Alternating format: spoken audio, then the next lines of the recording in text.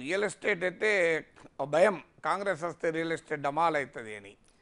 దాని మీ కౌంటర్ ఏంటి? కాంగ్రెస్ అధికారంలో ఉన్నప్పుడే ఏంటి అష్యూరెన్స్? సార్, కాంగ్రెస్ అధికారంలో ఉన్నప్పుడే కోకాపేటలో 14 కోట్లకి ఎకరం అమ్ముడు పోయింది. కాంగ్రెస్ ఉన్నప్పుడే నిర్మించిన ఔటర్ రింగ్ రోడ్లు, ఈ ఎకో సిస్టంతోనే ఈ రియల్ ఎస్టేట్ అనేది పూర్తి స్థాయిలో అభివృద్ధి జరిగింది. కాంగ్రెస్ పార్టీకి డెవలప్మెంట్ మోడల్ అనేది ఫస్ట్ టైం కాదు. ఇది నిరంతరం కాంగ్రెస్ పార్టీ ఆ డెవలప్మెంట్ మోడల్ని తీసుకొచ్చింది కాబట్టి దేశం ఇంత వేగంగా అభివృద్ధి చెందింది. ఇవాళ పాకిస్తాన్, బంగ్లాదేశ్ను మనకు ఒకేసారి స్వతంత్రం వచ్చింది కదా. ఈరోజు ఆ దేశంలో ఉన్న రాజకీయ, ఆర్థిక అభివృద్ధి, సామాజిక పరిస్థితులు ఎట్లున్నాయి, భారతదేశంలో ఉన్న రాజకీయ, ఆర్థిక, సామాజిక అభివృద్ధి పరిస్థితులు ఎట్లున్నాయి ఒకసారి బేరీజ్ వేయండి. కాంగ్రెస్ ఎక్కడ కాంగ్రెస్ అంటే ఉంది అనేది, కాంగ్రెస్ తీసుకొచ్చింది అనేది మీకు అర్థమైంది కదా. మీరు ఒక అష్యూరెన్స్ ఇవ్వగలుగుతారా రియాల్టర్స్కు, రియల్ ఎస్టేట్ పైన ఆధారపడ్డ ప్రజలకు కానీ, బిల్డర్లకు కానీ, అందరికీ ఇప్పుడు కాంగ్రెస్ వస్తే రియల్ ఎస్టేట్ ఏమీ కాదు అని? సార్, ఇప్పుడు ఇక్కడ ఒక పెద్ద ఫియర్ అయితే ఉంది. ఐ డూ అగ్రీ ప్రొఫెసర్ గారు. నాగేశ్వర్ గారు అనగానే ఏమంటారు, ప్రొఫెసర్ గారు పిల్లలకు చదువులు చెప్తాడు అంటారు మీ బ్రాండ్. ఇంకొకరిని ఎవరినైనా మనం ప్రస్తావించాల్సి వస్తే ఆయన డాక్టర్ అయ్యా, బాగా వైద్యం చేస్తాడు అంటారు. ఇంకెవరినైనా రామ్ జత్మలానో ఎవరినో మనం ప్రస్తావిస్తే వస్తే ఆయన న్యాయ కోవిదుడయ్యా, పెద్ద పెద్ద కేసులు వాదిస్తాడు అంటారు. రేవంత్ రెడ్డి అనగానే గుర్తొచ్చేది రియల్ ఎస్టేట్. ఆ రియల్ ఎస్టేట్ ఫ్యామిలీ నుంచి వచ్చినోని నేను. ఔటర్ రింగ్ రోడ్ వేయకంటే ముందే కోకాపేటలో గేటెడ్ కమ్యూనిటీస్ కట్టినోని నేను. సో రియల్ ఎస్టేటు ఏ విధంగా డెవలప్ చేయాలి, నాకున్న యూఎస్పీనే ఈ రోజుకు రాజకీయాలలో నేను అంతో ఇంతో మనుగడ సాధిస్తున్నా, నా ఖర్చులు నేను పెట్టుకోగలుగుతున్నా అంటే నేను రియల్ ఎస్టేట్లో అంతో ఇంతో సంపాదించిందే ఈరోజు నన్ను కాపాడుతుంది. కాంగ్రెస్ ఖర్చు కూడా పెట్టుకుంటున్నా. సో రియల్ ఎస్టేట్ అనేది నా పేటెంట్. సో దాన్ని ఏ లెవెల్లో తీసుకెళ్లాలో నాకు తెలిసినంతగా ఎవరికి రాష్ట్రంలో తెలియదు. ఎందుకంటే మిగతా వాళ్ళందరూ వివిధ వృత్తుల నుంచి వచ్చారు.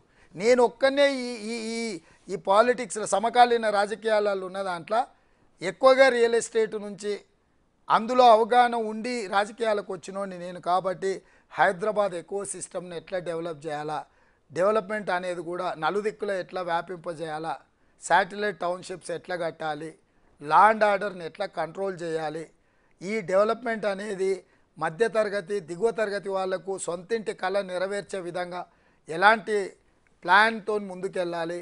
కాంగ్రెస్ పార్టీ రాజీవ్ స్వగృహ తీసుకొచ్చి మధ్యతరగతి చిన్న చిన్న అమలైనట్లేదు రాజేష్, వీళ్ళు చేయలేదు సార్. వీళ్ళు వచ్చేసినాక దాన్ని కొలాబ్ చేసేసిండ్రు. అందుకే చెప్తున్నా నేను, కాంగ్రెస్ పార్టీ ఎప్పుడు కూడా మధ్యతరగతి అన్నారు కనుక, సారీ టు ఇంటరాప్ట్. ఇప్పుడు ఒకప్పుడు మనం Kukatpally housing board, Moulali housing board, ముంజింజా మార్కెట్ హౌసింగ్ బోర్డు ఇట్లా చూసేవాళ్ళం. బాగలింగంపల్లి హౌసింగ్ బోర్డు ఇవన్నీ మామూలుగా సంజీవ్ రెడ్డి నగర్, ఇప్పుడు ఏమీ లేవు. ఇప్పుడు కాంగ్రెస్ లేదు కదా సార్, మీరు చెప్పేది అదే కదా. కాంగ్రెస్ లేదు కాబట్టి కుకట్పల్లిలో ఉన్న ఫేజ్ 1, ఫేజ్ 2, ఫేజ్ 3, ఫేజ్ 4 ఏవైతే ఇతర రాష్ట్రాల నుంచి ఇక్కడికి వచ్చి ఉద్యోగ ఉపాధి అవకాశాల కోసం వచ్చిన వాళ్ళు అందరు సొంతింటి కళను నెరవేర్చిందే కాంగ్రెస్ పార్టీ. నాకు మీ నుంచి కావాల్సిన అష్యూరెన్స్, కాంగ్రెస్ పార్టీ గెలిస్తే అలాంటి హౌసింగ్ బోర్డు స్కీమ్స్ మళ్ళీ వస్తాయి, 100% వస్తాయి. ప్రైవేట్ సెక్టర్లో కానీ కాంగ్రెస్ పార్టీ కూడా టీఆర్ఎస్ లాగా ఆ రోజులో భూములు అమ్ముకున్నది. కాంగ్రెస్ పార్టీ భూమి అమ్మితే నక్లెస్ రోడ్ వేసింది, కాంగ్రెస్ పార్టీ భూమి అమ్మితే హైదరాబాద్లో ఫ్లైఓవర్లు కట్టింది. కానీ కేసీఆర్ భూములు అమ్మి ఆయన ఆస్తులు పెంచుకున్నాడు. అంటే మీరు ఆవకత చెప్పినట్టు ఇక్కడికి పోయినా మళ్ళీ కేసీఆర్ కుటుంబం మరి ఆయనే కదా 10 ఏళ్ళు ముఖ్యమంత్రి. తెలంగాణకు మొదటి చివరి ముఖ్యమంత్రి ఆయనే కదా ఇప్పుడు ఉన్నంత 10 ఏళ్ళ. ఎవరైనా వస్తే ఇంకో పేరు కూడా తీసుకున్నట్టు అని. మామూలుగా హిస్టరీని మనం క్రీస్తు శకం, క్రీస్తు పూర్వం అంటాం. తెలంగాణకి ఏముంది, తెలంగాణ కంటే ముందు, తెలంగాణ వచ్చిన తర్వాత ఒకడే కదా. మన స్టోరీలో ఉన్న రాక్షసుడు ఒకడే. ఇంకా ఎవరి గురించి ఎట్లా మాట్లాడతాం? సో అది మీరు ఎలాగైనా డిస్క్రైబ్ చేయండి, యువర్ చాయిస్ అనుకోండి. నా క్వశ్చన్ ఏంటంటే మరొకసారి మీ నుంచి రేపు, ఎందుకంటే కాంగ్రెస్ ఒకవేళ గెలిస్తే మళ్ళీ మిమ్మల్ని నిలదీయడానికి నాకు పాయింట్ ఉండాలి.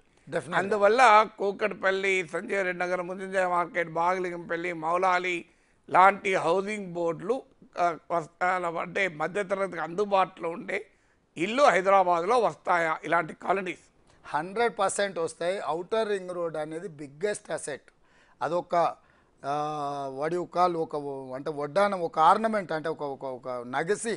సో దాని చుట్టూతా ప్రతి 10 కిలోమీటర్లకు ఒక శాటిలైట్ టౌన్షిప్ని డెవలప్ చేసి మధ్యతరగతి వాళ్లకు పేదవాళ్లకు సొంతింటి కళ సహకారాన్ని చేయడమే కాకుండా అక్కడికి 10 శాటిలైట్ టౌన్షిప్స్కి మెట్రో రైల్ ఎక్స్టెన్షన్ చేసి రేడియల్ రోడ్స్ డెవలప్ చేసి హైదరాబాదు మీద ఈ ఒత్తిడి తగ్గించి నేను పదే చెప్తున్నా మెగా అంటే ఇప్పుడు మాస్టర్ ప్లాన్ ఏదైతే చేస్తుందో mega master plan for Telangana not for Hyderabad నగరం నుంచి ఔటర్ రింగ్ రోడ్ వరకు ఉన్న ఇన్సైడ్ ఉండే ప్రాంతం అంతా urban Telangana, outer ring road నుంచి రీజనల్ రింగ్ రోడ్ వరకు ఉండే ప్రాంతాన్ని suburban Telangana, regional ring road నుంచి తెలంగాణ సరిహద్దుల వరకు రూరల్ తెలంగాణ.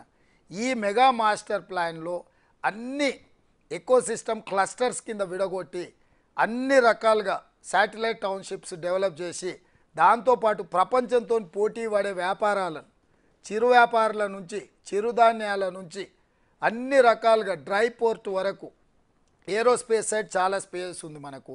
ఇవాళ బిజినెస్లో ఎంతో ఆపర్చునిటీ ఉంది. ఇవాళ కూరగాయలు పాలు పండ్లు ఆర్గానిక్ ఫుడ్ మీద మీకు తెలుసు ప్రజలు ఎంత స్పెండింగ్ కెపాసిటీ పెరిగినాక ఆర్గానిక్ ఫుడ్ మీద ఎంత కాన్సన్ట్రేట్ చేస్తుండ్రో. ఒకప్పుడు రైతు బజార్లో తీసుకొచ్చి రైతులు పండించిన కూరగాయలు కావచ్చు పాలు పండ్లన్నీ వాళ్ళే స్వయంగా మార్కెట్కు తెచ్చి అమ్ముకుంటే అందరికీ ప్రజలకు ఉపయోగపడే విధంగా ఆ రోజు తీసుకొచ్చినాము. ఆయన హైదరాబాద్ చుట్టూ స్పెషల్ హార్టికల్చర్ జోన్ కావాలని కౌన్సిల్ ఆ రోజు మనం మాట్లాడి చెప్పినాం. మీరు రంగారెడ్డి జిల్లాలో భూములు అమ్ముకుంటారు ఒక డిగ్రీ కాలేజ్ లేదని మీరు నిలదీసిన తర్వాతనే రంగారెడ్డి జిల్లాలో ఒక్క గవర్నమెంట్ కూడా డిగ్రీ కాలేజ్ పెట్టలేదు అనేది బయటకు వచ్చింది. సో ఇట్లాంటి వ్యవస్థలన్నిటిని కూడా ప్రక్షాళన చేసి ఈ ఈ డెవలప్మెంట్ అనేదాన్ని రేషనలైజ్ చేసి సామాన్యులకు అందుబాటులోకి తీసుకొచ్చే విధానాన్ని 100% కాంగ్రెస్ పార్టీ తీసుకుంటుంది. ఈరోజు కేసీఆర్ మోడల్, మోడీ మోడల్, అదానీ అంబానీని ఎట్లయితే క్రోనీ క్యాపిటలిజంలో దేశాన్నంతా వాళ్ళకి అప్పచెప్పిండో కేసీఆర్ కూడా రాష్ట్రంలో ఒక నలుగురిని తయారు చేసి మొత్తం ఆర్థిక వ్యవస్థను వాళ్ళ చేతిలో గుత్తాధిపత్యంగా వాళ్ళకి అప్పచెప్పిండు. సో అది ఎప్పటికి కూడా మనకు ప్రమాదం. లే నేను అదే చెప్తున్నా. కాంగ్రెస్ ఉన్నప్పుడు చాలామంది అట్లాంటి వాళ్ళని తయారు చేసింది. కాంగ్రెస్ ఎప్పుడు కూడా క్రోనీ క్యాపిటలిజంని ఎప్పుడు ప్రోత్సహించలేదు. సో ఇప్పుడు తెలంగాణలో కూడా రేషనలైజ్ చేస్తాం. డెవలప్మెంట్ అనేది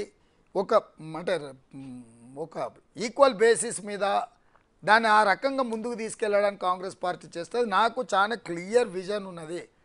2050 విజన్ డాక్యుమెంటు పూర్తి స్థాయిలో ప్రజా సంఘాల నుంచి మొదలు పెడితే మేధావుల వరకు చట్టసభలలో చర్చించిన తర్వాత అబ్జెక్షన్స్ కాల్ ఫర్ చేసి పాలసీ డాక్యుమెంట్ను పబ్లిక్ డొమైన్లో పబ్లిష్ చేసి అన్ని రకాలుగా అభ్యంతరాలను స్వీకరించి వాళ్ళ యొక్క సూచనలు స్వీకరించిన తర్వాత తెలంగాణ కోసం విజన్ 2050 పాలసీ డాక్యుమెంట్ తయారు చేస్తాం. జాగ్రత్త పడండి. విజన్ 2020 పెట్టి చంద్రబాబు నాయుడు అధికారాన్ని కోల్పోయి ఆ ఎక్స్పీరియన్స్ తోని మనము కొంచెం ముందు జాగ్రత్తగా బాగా పరిచయం అనుబంధం ఉన్న నాయకుడు చెప్తున్నా. అందుకే తెలంగాణ మొత్తానికి కాంప్రహెన్సివ్గా ఒక పాలసీ డాక్యుమెంటును తీసుకొచ్చి ప్రపంచంలో ఉండే అన్ని రకాల అవకాశాలను ఇక్కడికి తీసుకొచ్చి ఈ తెలంగాణ హైదరాబాద్ నగరం బెంగళూరుతోనో కలకత్తాతోనో ఢిల్లీతోనో ముంబైతోనో పోటీ పడదు, ప్రపంచంతోనే పోటీ పడుతుంది.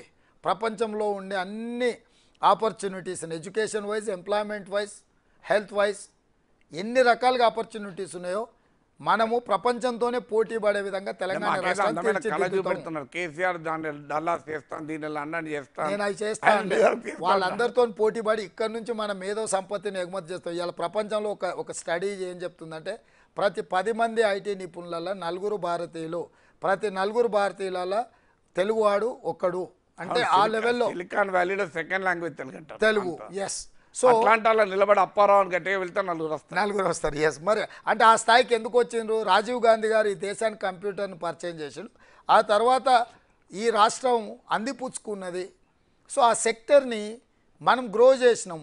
అది సో అందుకోసం ఏంటంటే కొత్త ఆపర్చునిటీస్ని చదువుకునే యువకులకు అందుబాటులోకి తీసుకొచ్చి వృత్తి నైపుణ్యం తీసుకొచ్చి సెమీ స్కిల్డ్ లేబర్ కూడా ఇవాళ నేను సింపుల్గా చెప్తున్నా 10th ఇంటర్ చదివి ఖాళీగా తిరిగే వాళ్ళకు ఇవాళ కారుకు ఒక మంచి డ్రైవర్ని 50,000 జీతం ఇద్దామన్నా మంచోడు దొరకలేడు. కోటి పెట్టి కారు కొంటాము, డ్రైవర్ దగ్గర ఏదైనా అటు ఇటు అయిపోతే వాడు తీసుకొని పోయి గుద్దుతే 20 లక్షలు అవుతుంది.